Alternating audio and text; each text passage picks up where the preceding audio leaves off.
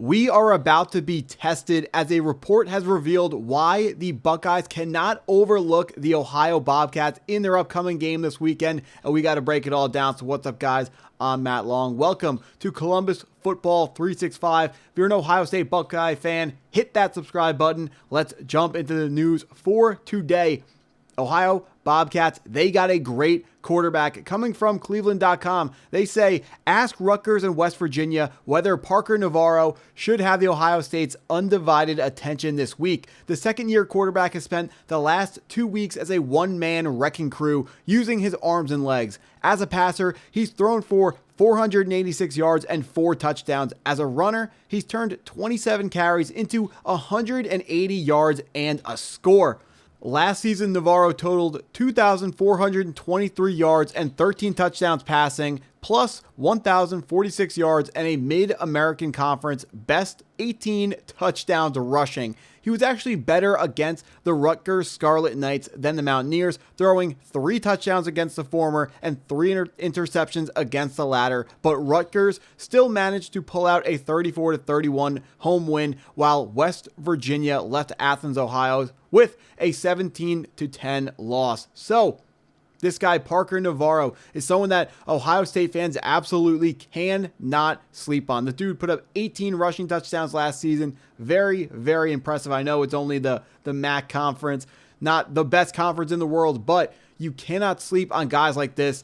A lot of players at Ohio, they wanted to go to Ohio State. They are, I'm not going to say, there's anything wrong with going to Ohio. It's, I couldn't play football at Ohio, but they want to be at Ohio State. And this game just means that much more to them. They want, because they know that they can absolutely shock not only the state of Ohio, but the entire world. This is personal for a lot of players on the Ohio roster, and it starts with the quarterback. A guy who is a dual threat like Parker Navarro is very, very, very scary because you never know what he's going to do. It opens up the entire playbook for the offensive coordinator for Ohio. This is, not something that you really want to deal with. I know a ton of college football programs, everyone, football's no longer about the pocket passer. It is now about getting that dual threat quarterback because you can run the read options, the RPOs, all that fun stuff that the Philadelphia Eagles do in the NFL. But it's stuff that college football has been running for a long time now. Now,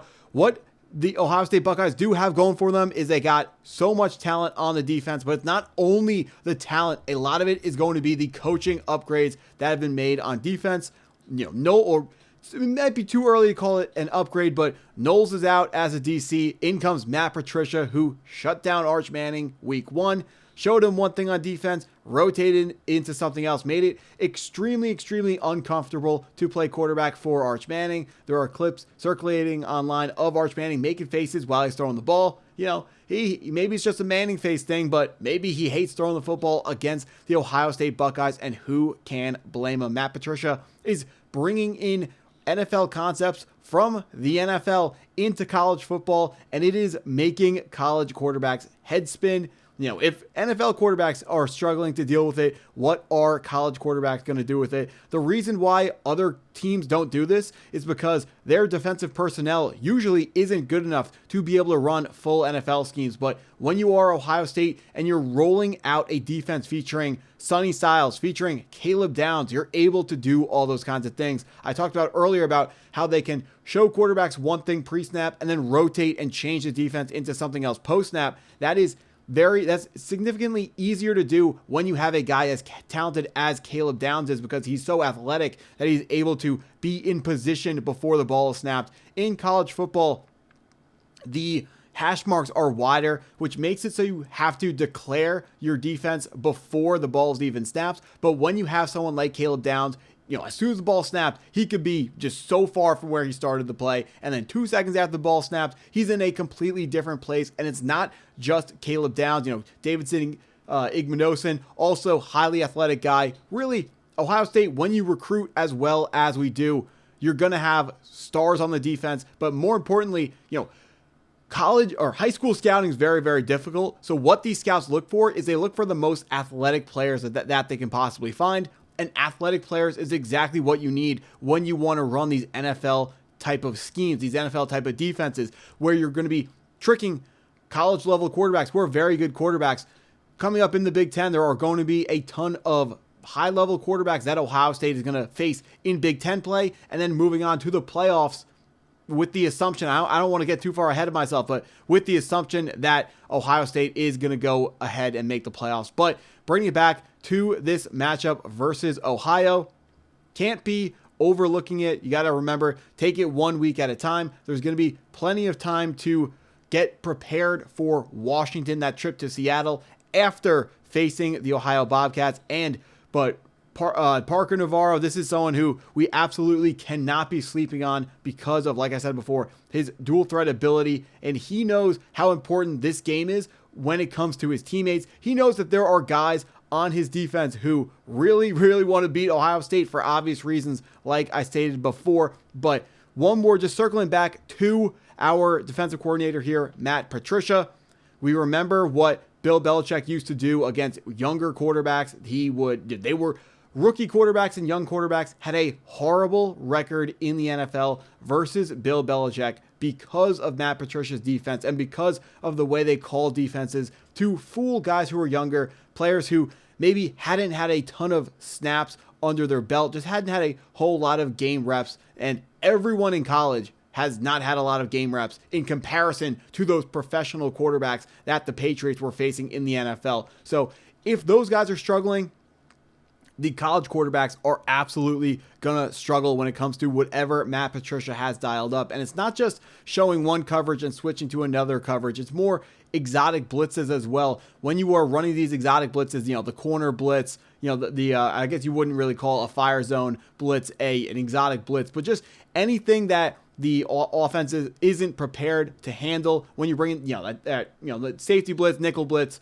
corner blitz, all the defensive back blitzes. That's the stuff that offensive lines in, especially the MAC conference, they're not going to be prepared for the speed of the defensive backs of Ohio State or the physicality. Usually there are a lot of running schemes where the goal is to run to the outside and get your running back with a one-on-one versus a defensive back. And the idea is that's an advantage for the offense. But if it's a MAC, Ohio running back versus an Ohio State corner who is significantly more athletic, bigger, stronger, faster, a better tackler, that's where Ohio State can take that advantage right back and squeeze the offense of the Ohio Bobcats. This is going to be a really great test for Ohio State. Not just we saw what they did last week against Grambling. This will be a tougher test for the Ohio State Buckeyes, and a lot of it is just making sure you can show off how prepared you can be when you are going to a game that you have a ridiculous advantage in. You know that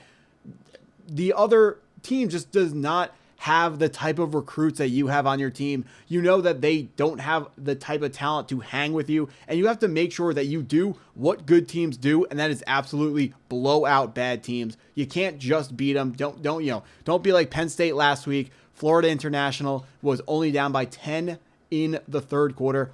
Don't let Ohio hang around. Come out and make another statement every single week in college football. When they're all about making statements. When the college football playoffs at the end of the season, should you not win your conference, it's based on how highly you're ranked. And every single week is another opportunity to go out and show the college football playoff voters why Ohio State deserves to be ranked as highly as possible. Right now, it doesn't matter as much because being the number one team in the country right now, if they handle business and win out, they're of course going to stay as that number one seed, get a first round bye in the playoffs, and get the, theoretically the easiest matchup in the second round of the playoffs when Ohio State's playing their first game. But this game, making a statement on Saturday versus Ohio, it can matter if Ohio State is upset or loses a tight game versus Penn State, or, if it's Oregon or Penn State or maybe even someone else at the end of the season in the Big Ten championship game.